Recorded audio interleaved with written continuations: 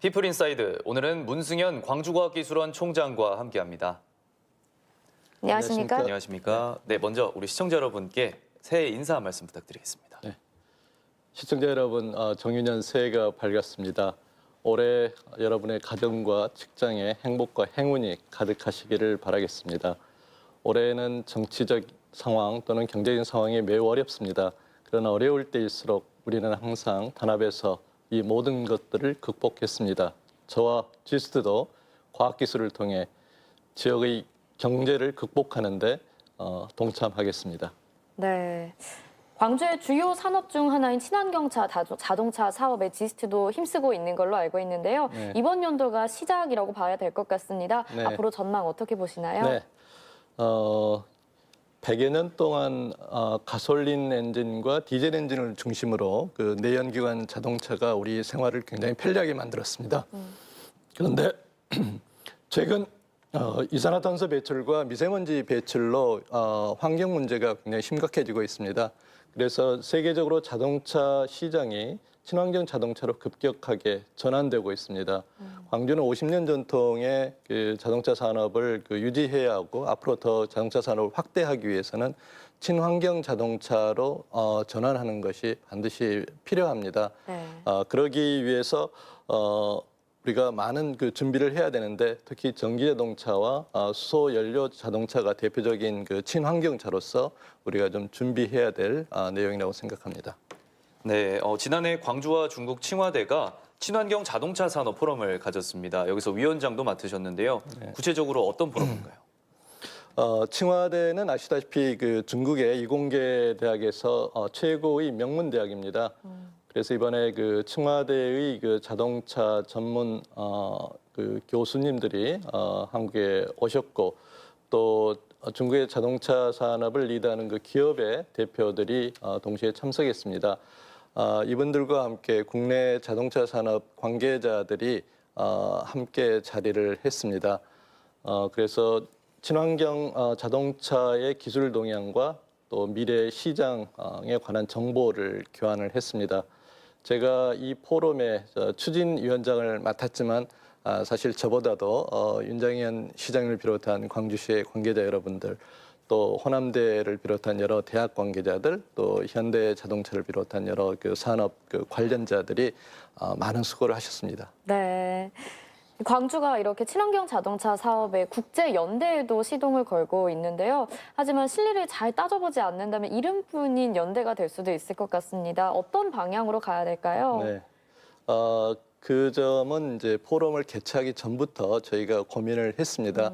이 포럼이 일회성 행사로서는 끝나서는 안 되겠다라는 그 생각을 했고, 그래서 이번 포럼을 통해서 그 만들어진 네트워크가 지속되어야만이 광주의 그 친환경 자동차 사업이 성공할 수 있다고 생각을 했습니다.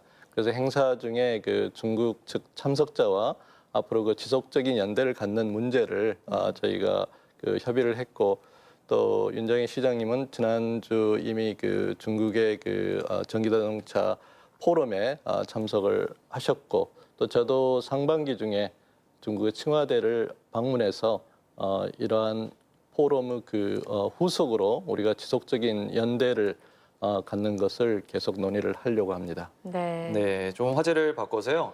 에너지밸리 전용 산업단지인 도시첨단산업단지가 본격적인 조성에 들어갔습니다. 아직은 지역민들도 반신반의하고 있는 것 같은데요. 진행 상황 어떻게 보고 계십니까? 네, 남구 대천동에 국가 산단으로 시작을 합니다. 아직 그 초기 단계이기 때문에 이 사업의 진척도를 얘기하는 것보다도 저는 이 국가 산단이 갖는 의미를 좀 말씀을 드리고 싶습니다. 혁신 도시에 한전과 여러 가지 에너지 공기업들이 들어와 있습니다. 네. 그러나 그 한전의 기본적인 기능을 보면은 발전을 해서 그 전력을 전국에 공급하는 일입니다. 그 기능 자체를 보면은 이 지역과 아무 관계가 없습니다. 그 한전 본사 직원이 여기에서 일하는 것 외에는 아무 관련이 없습니다. 자, 그러면은 지역과 그 한전의 사업과의 그 관련성을 서로 그 연계할 수 있는 그러한 그 기능이 필요합니다. 네.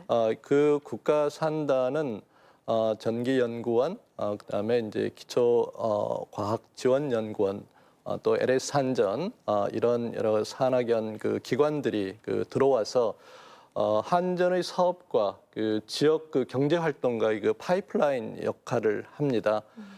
그래서 이러한 산단이 정상적으로 작동을 해야만이 지역이 혁신도시의 그 공기업의 그 사업의 어떤 경제적인 혜택을 누릴 수가 있게 됩니다. 그래서 저희가 정말 적극적으로 준비를 해야 되겠습니다. 네. 이렇게 지역의 발전을 위해서 또 청년들이 힘을 써야 될 것 같은데요. 지역의 인재가 부족하다는 지적들도 계속해서 나오고 있습니다. 지스트에서는 꾸준히 인력 개발을 위해서 힘쓰고 계신데요. 어떻게 양성해 나갈 계획이신가요? 예.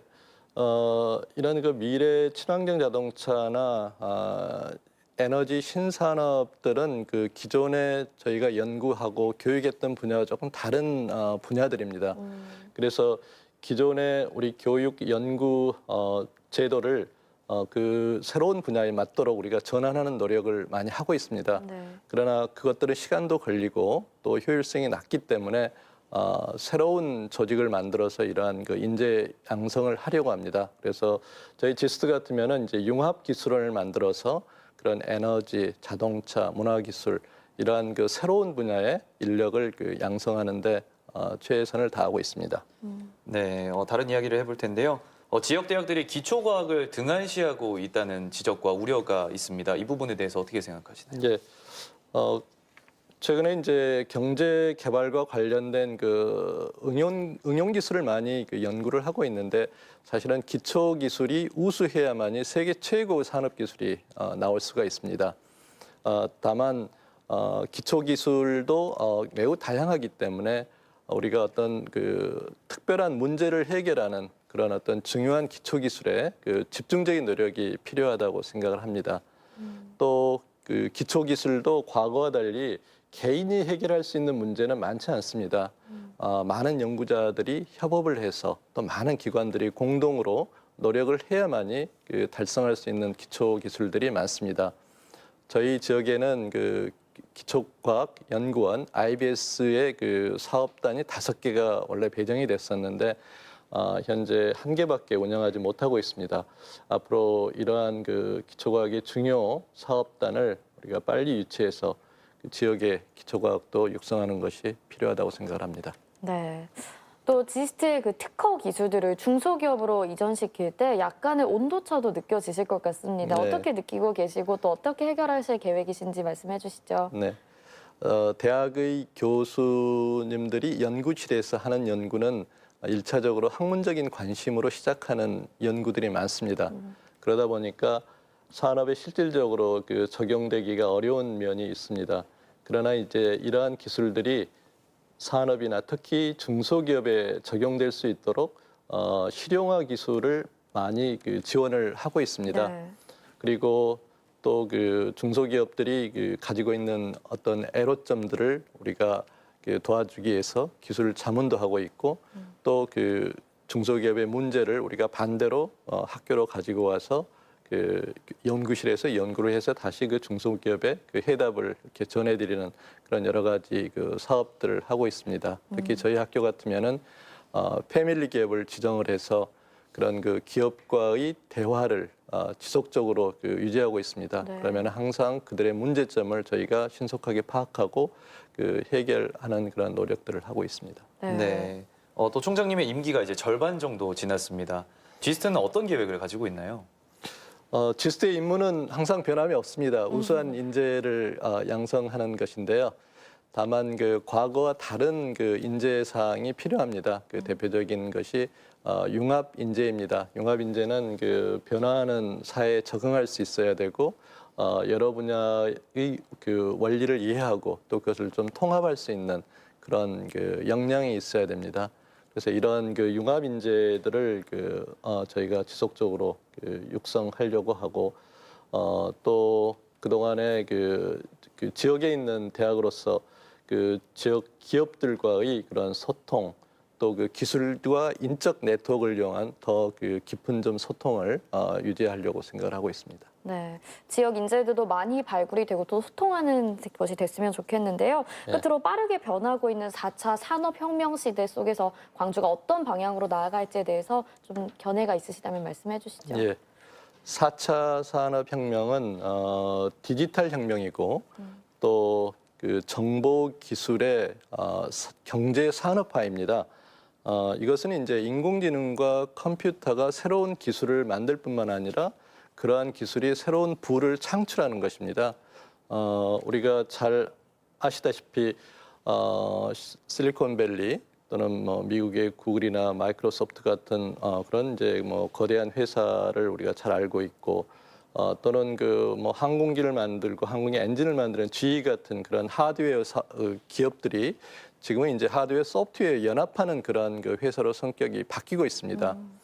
국내를 보더라도 네이버 같은 회사들이 대단히 큰 기업으로 성장을 했고 많은 게임 회사 또 한류 문화 사업 이런 것들을 보면은 이런 것들이 그 디지털 혁명과 다 연결되어 있는 그러한 그 사업들입니다.